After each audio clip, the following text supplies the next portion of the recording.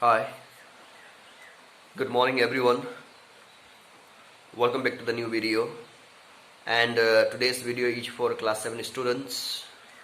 I'm here with English 2 book of class 7, where I'm going to explain a new lesson number 8, verbs, transitive and intransitive. But before starting, my dear students, I'd like to make one announcement here. I might have said in my previous videos that there would be no first midterm examination. Since time has collapsed, so there is no chance of having first midterm examination. But let me make it very clear that that was my personal view, and there is no official announcement so far. That's why please don't take it as granted. There is no official announcement made so far from the institution or from the head of the institution. So you please don't take it as granted and do prepare for first midterm exam. We may have, or the time it matters. Time matters. So please don't take it as granted that there will be no first midterm exam. You please go through this, and just I wanted to make it clear to you. Anyway, so these days, my dear students, these days we have been talking about verbs, different forms of verbs in different tenses, and different types of verbs also. Similarly, class 7, English 2 lesson number 8 also deals with verbs, but this time transitive and intransitive. So, my dear students, you have idea of verbs, and each of you know what is called verbs. Okay, let me remind you, verbs means those words which refers to any action.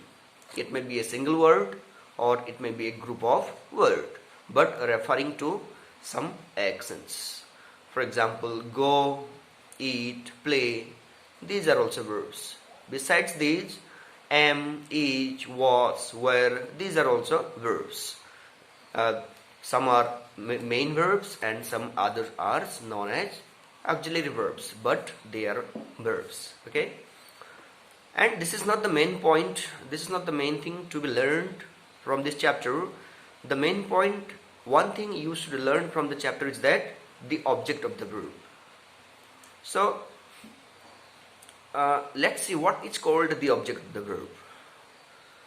My dear students, object of the verb means those part of the sentence or the receiver or the thing of the sentence which is directly affected by the action of the verb. Remember, it may be questioned in your examination, what is called the object of the verb, and you must answer object of the verb means those words or those persons, those things which are directly affected by the action of the verb. Let's have an example. I play football. Here the pattern of the sentence is subject, verb and object. But you see, I play football. This football is object, and this football is directly affected by the action of the verb play. That's why object is the football is the object of the verb in this sentence. So my dear students, I hope you have understood, and you can give many more examples of your own, so there is no problem at all. And the second point of this lesson is to know about transitive verbs and intransitive verbs. We have been using different types of verbs, but if we make it a close look, then we will find that some verbs are having objects, some verbs are not having objects. It means to say, some verbs are there which require object to make a complete meaning, but at the same time some verbs are there which do not require any object to complete its meaning. Based on these, verbs are categorized in two types. One is called transitive verbs, another is known as intransitive verb. So transitive verbs means those verbs which must have object to complete their meanings. Without object they can't stand. Okay, these are called transitive verbs. For example, I have already given you an example. I would like to give the same example here. I play football. My dear student, you see, I play football. Here main verb is play and football is object.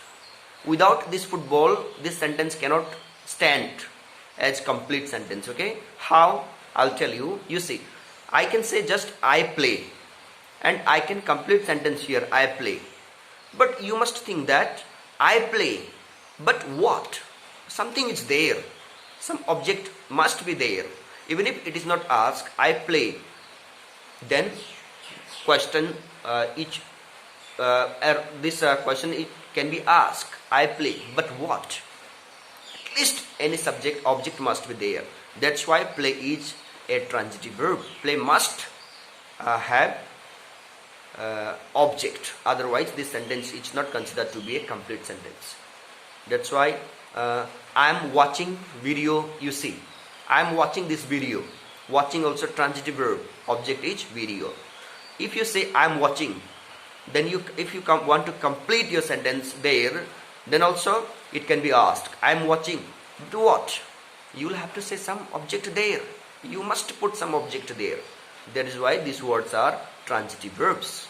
That's why please remember, transitive verbs means those verbs which must require object to complete their meaning. Okay? And on the other hand, there is another verb, as I told you, that is intransitive verb. Just opposite of this transitive verb. Intransitive verbs means those verbs which do not require any object to complete their meaning. Okay, let's have an example. The dog barks.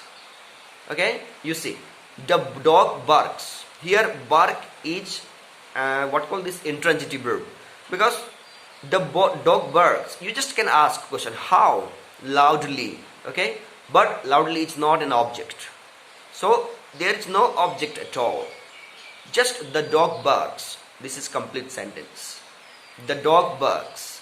Okay, this is a complete sentence. Such type of verbs are called intransitive verb. And we can use one verb as intransitive as transitive also. For example, play.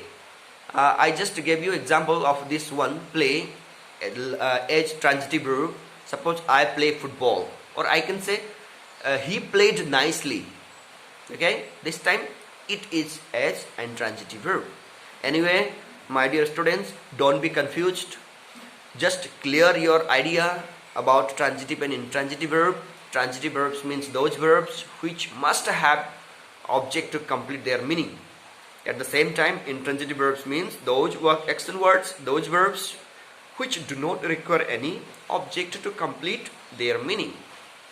So these two are the main point of this lesson, and please remember and just go through the book, and many examples are given there.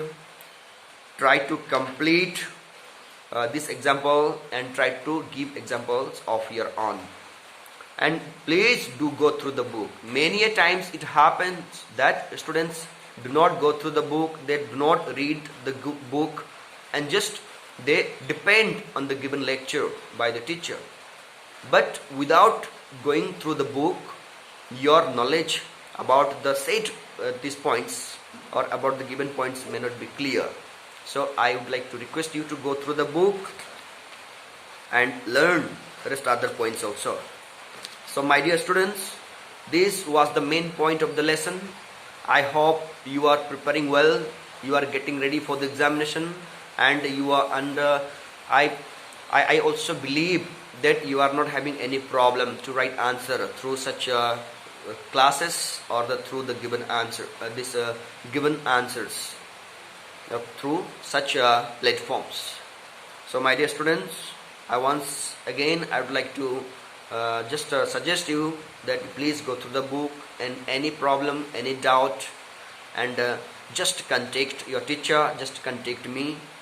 Okay, I will be available all the time to help you. So that's the end of this explanation. Immediately after this you will be getting the written explanation also, and rest other answers also will be provided to you soon. So that's all for the day, and stay home, stay safe, and keep yourself safe, and just focus on your studies. So that's all. See you again in the next video. Thank you for watching.